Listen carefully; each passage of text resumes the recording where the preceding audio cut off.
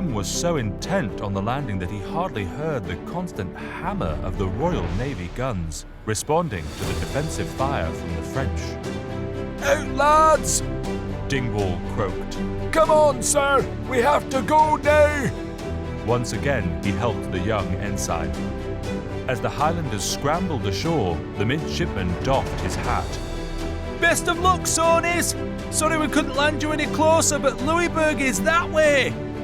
Waving a cheery farewell, he had his men row back out to sea. Watching the boats disappear, MacKim felt a sudden sense of abandonment. He and his small detachment of untried soldiers were in French North America, with no clear idea where the enemy or the remainder of the British army might be. Standing to attention, beside the ensign, Dingwall produced a splendid salute. "What are your orders, sir?" "My orders." MacDonald could not have been more than 17, a young boy out of his depth. "Yes, sir. With Lieutenant Murray gone, you're in charge now." Dingwall's voice was slowly returning.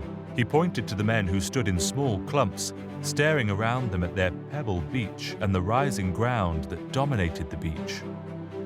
"Do you want us to join the rest of the army, sir?" "We're a bit away from them."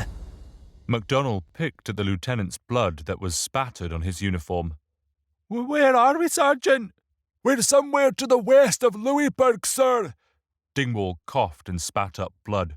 The rest of the army is that way." He pointed towards the town.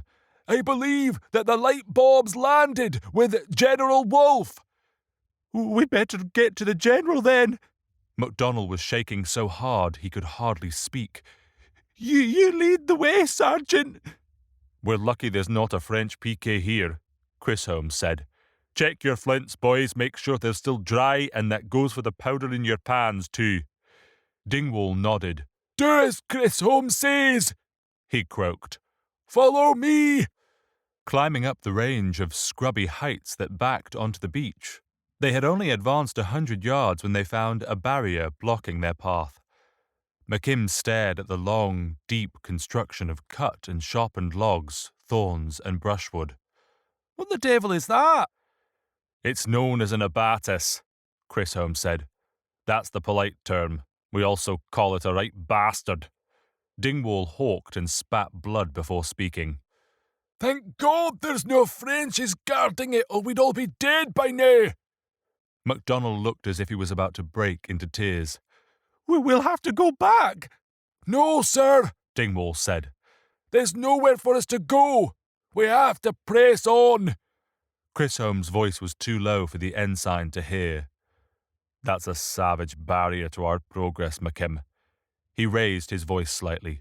"Our axemen will have to cut through if the ensign gives the order." Dingwall threw another salute. "Sir, shall I order the axemen to cut our way through?" MacDonald nodded, as if he had just witnessed salvation. "Oh, yes, please, Sergeant, do that." The axemen rushed forward. Among the brawniest of the company, they swung their axes with enthusiasm, hacking a slow path through the tangle. "Ugly, you and MacKim stand PK at the top of the rise. Watch for Frenchies."